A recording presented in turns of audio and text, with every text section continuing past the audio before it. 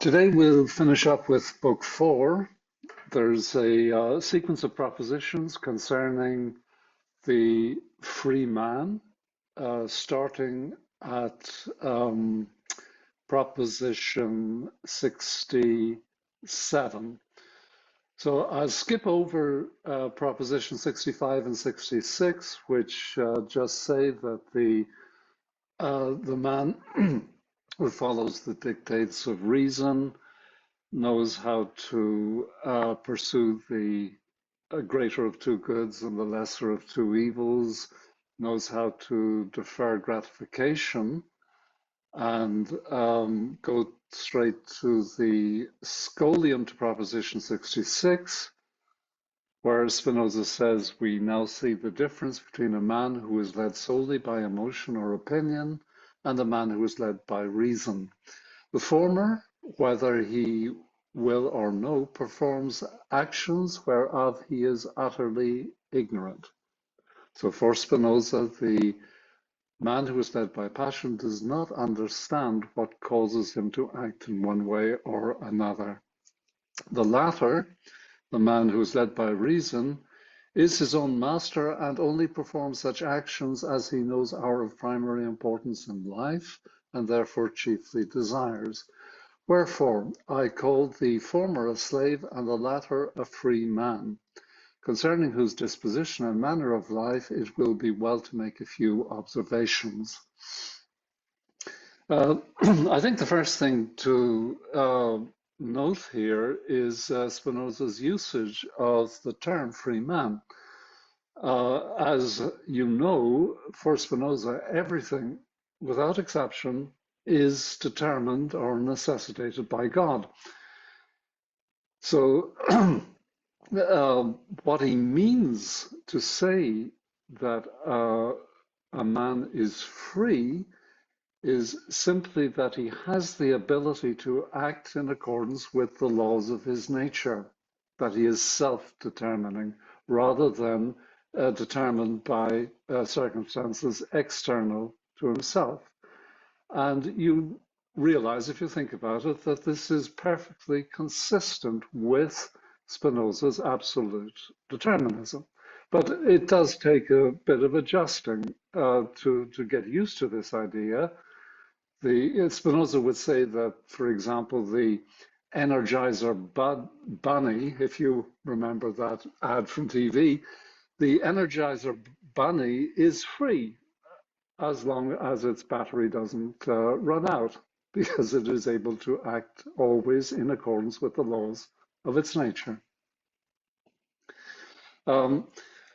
Before jumping into this series of aphorisms, I think they're better described as aphorisms rather than as propositions which admit a proof. I think it's useful to recapitulate Proposition 35 and its demonstration. Proposition 35 states that insofar only as men live in obedience to reason do they always necessarily agree in nature. So the argument purports to explain what human nature is insofar as it is defined by reason. And he appeals in this argument to this proposition in Book 2, which states that knowledge of the second and third kind, reason, is necessarily true. And for Spinoza, as he explains elsewhere in Book 2, true ideas are in fact God's ideas. Okay, the ideas of things that he refers to in Proposition 7 of Book 2, when he says that the order and connection of ideas is the same as the order and connection of things. So the free man, the ideal free man, does only such things as are necessarily good for human nature in general, and consequently for each individual man. And it's on this basis that Spinoza establishes the ideal of harmony, which he says will govern social relations in the case of people who are led by reason. But the thing I would like to draw your attention to is that this human nature, the essence, if you like, of the free man, appears to be, if not impersonal, then maybe transpersonal, but well, devoid of personal characteristics. So I'd like you to sort of bear that in mind as we go through the propositions about the free man. And also, I think it'll become clear very quickly that here Spinoza is really doing a sort of thought experiment. He's describing an ideal or limiting case rather than a model which we should strive to emulate. As we see in the first proposition in the sequence, proposition 65, excuse me, let's go to proposition 67. A free man thinks of death least of all things, and his wisdom is a meditation not of death, but of life. So in case you're curious about the banner on the YouTube page for this channel, it's the original Latin version of this statement: a free man thinks of death least of all things. And Spinoza presents this as a straightforward consequence of his system, notwithstanding its momentous nature. He says simply that a free man is one who lives under the guidance of reason, who directly desires which is good. Okay, we saw that proposition last day. In other words, who strives to act, to live, and to preserve his being on the basis of seeking his own true advantage. Wherefore, such a one thinks of nothing less than of death, but his wisdom is a meditation of life. QED, quod erat demonstrandum, quite easily done. Okay, proposition 68, if men were born free, they would, so long as they remained free, form no conception of good and evil. Again, a straightforward consequence of earlier propositions, because we saw last day that the last proposition we ended up with stated that the idea of evil is an inadequate idea. Therefore, the free man has no conception of evil, nor consequently of good, because you need that duality. You can't have one without the other. He refers here to the myth of the Garden of Eden. God forbade Adam and Eve to eat from the tree of knowledge of good and evil. How much attention you want to pay to that is up to you. Proposition 70, what's this? LXIX 69. The virtue of a free man is seen to be as great when it declines dangers as when it overcomes them. So the meaning here is clear from the corollary. The free man, he says, is as courageous in timely retreat as in combat. And he refers to the definition of courage that he gave at the end of book 3.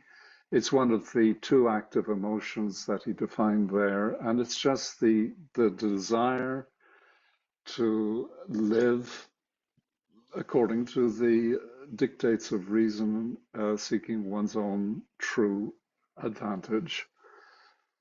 So declining danger simply means choosing not to fight, and that involves overcoming the emotion which he calls blind danger through the, blind daring, overcoming this emotion through the power of reason. I'm not sure what prompted this, but there is a story that's told of Spinoza uh, towards in the early 1670s. The golden age of the Dutch Republic came to an abrupt end with a violent riot by a mob. Uh, and apparently, Spinoza wanted to confront this violent mob with a placard calling them Ultimi Barbarorum, last of the barbarians. And he had to be restrained from confronting the mob in this way by his landlord. So Spinoza himself does not profess to be this free man that he is idealizing here. Proposition 70, the free man who lives among the ignorant strives as far as he can to avoid receiving favors from them. And the argument he offers is that the free man only desires to join other men to him in friendship, not repaying their benefits with others reckoned as of like value, but guiding himself and others by the free decision of reason and doing only such things as he knows to be of primary importance. Okay, so the free man will avoid getting into transactional relationships with people who, well, Spinoza characterizes as the ignorant. He qualifies the statement with this phrase "as far as he can," and explains in the Scholium that harmony in civil society is a good to be striven for, so the free man will compromise accordingly. Proposition 71, only free men are thoroughly grateful to one another. So we saw this suggested in the proof of Proposition 35, which we began with, where he, explains how harmonious relationships are possible between men on the basis of the life of reason.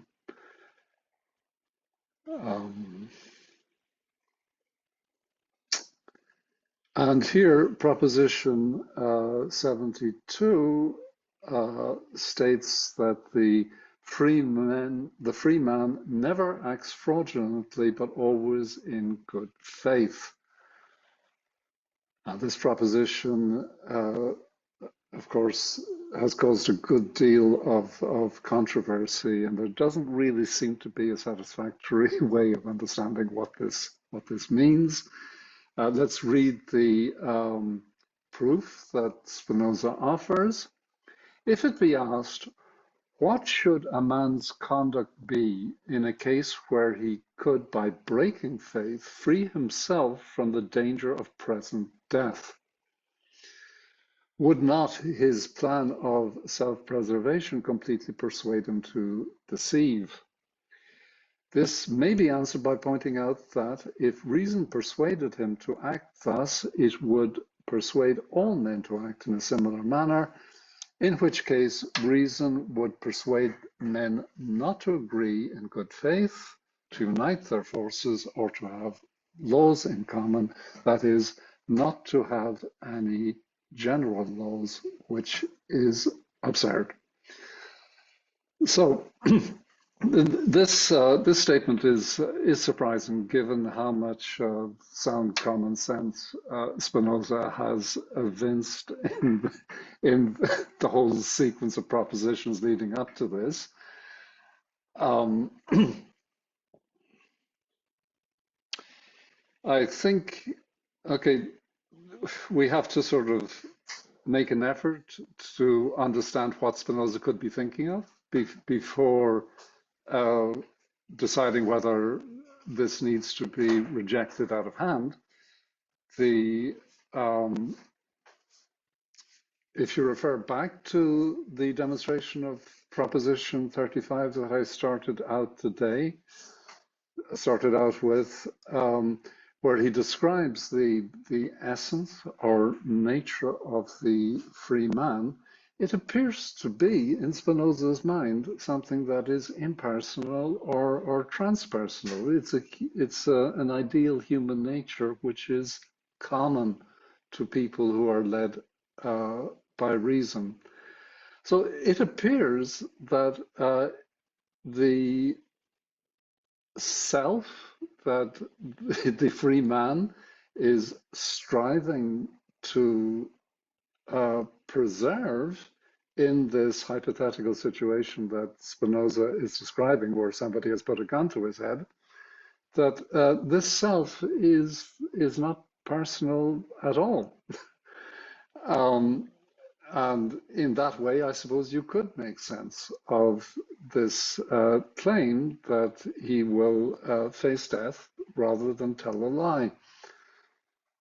Uh, now, this, I think, does run into trouble, this interpretation. Uh, it is countered by Spinoza's doctrine of the dual aspect monism between mind and body. Uh, the To my mind, there really is an unsatisfactory tension between the conatus as he originally defined it, okay, the effort for self-preservation, which in biological terms is just the striving of an organism to maintain homeostasis, or in physical terms, it's just the law of inertia, which preserves the proportion of motion and rest in the body.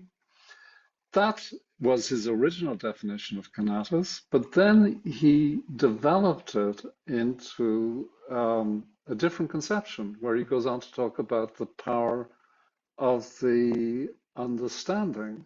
And here the two are in conflict.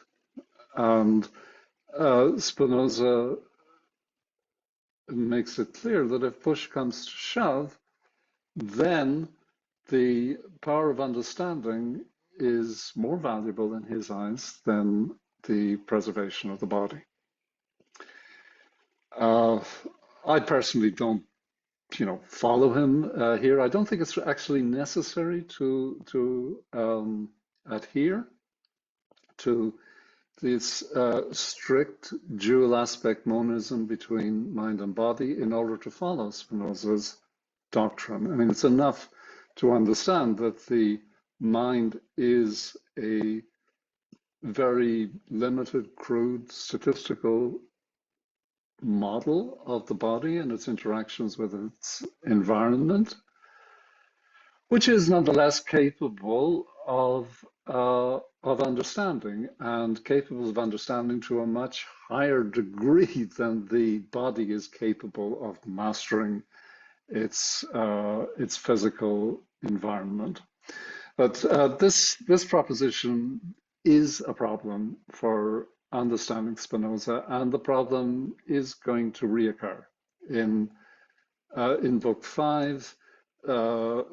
Spinoza has this notoriously mysterious doctrine of the eternity of the mind, which I think can only be understood if the part of the mind which Spinoza says is eternal is in fact impersonal. So we'll see that when we get to book 5. Well, one more proposition then to wrap up. It's proposition 73. The man who is guided by reason is more free in a state where he lives under a general system of law than in solitude where he is independent.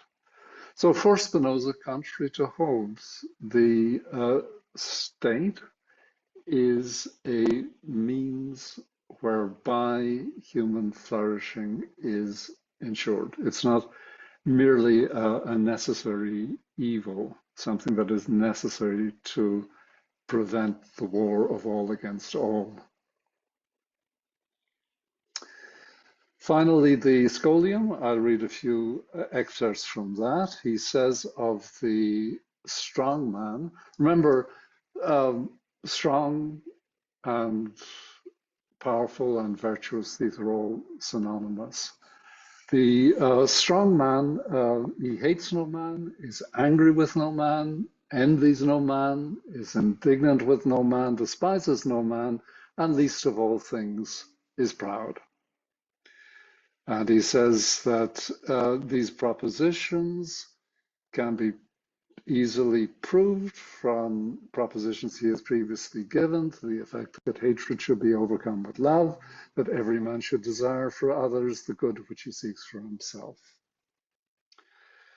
And he goes on, the strong man has ever first in his thoughts that all things follow from the necessity of the divine nature, so that whatsoever he deems to be hurtful and evil, and whatsoever accordingly seems to him impious, horrible, unjust, and base, assumes that appearance owing to his own disordered, fragmentary, and confused view of the universe.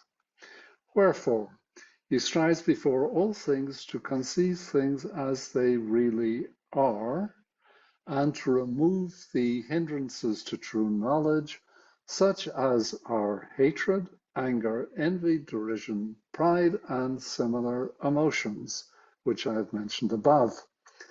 Thus he endeavors, as we said before, as so far as in him lies, to do good and to go on his way rejoicing. How far human virtue is capable of attaining to such a condition and what its powers may be, I will prove in the following part, Book 5. And then he wraps things up with an appendix, just as in Book 1 and Book 3. There's a lengthy appendix, which is not written in the geometrical manner, but in ordinary discursive language, which summarizes Book 4 in a series of precepts. It's an easy read. I'm not going to go through it. I'll just skip to the concluding paragraph where he where he sets a very high bar for the reader who wants to follow him into Book 5.